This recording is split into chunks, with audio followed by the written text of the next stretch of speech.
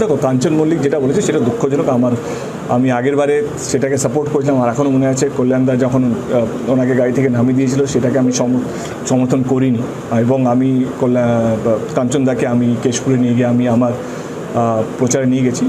সেই কাঞ্চন মল্লিক এবং কালকের কাঞ্চন মল্লিকে আকাশ পাতালের তফাৎ আছে। এবং এই কাঞ্চন মল্লিক যেটা আগের দিন যেই বিবৃতিটা দিয়েছে, যেই মন্তব্যটা রেখে, সেই কাঞ্চন মল্লিককে আমি চিনি না। মানে আমি সমর্থন করি না উনি যেই কথাগুলো বলেছেন, এবং খুবই দুঃখজনক।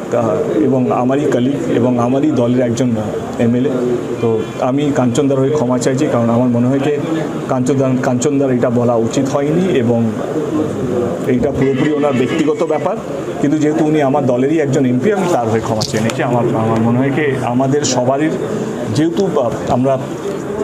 আমাদের দল সরকারে আছে, তো আমাদের আরও বেশি দায়িত্ববান হওয়া উচিত। কী শব্দগুলো আমরা ব্যবহার করছি,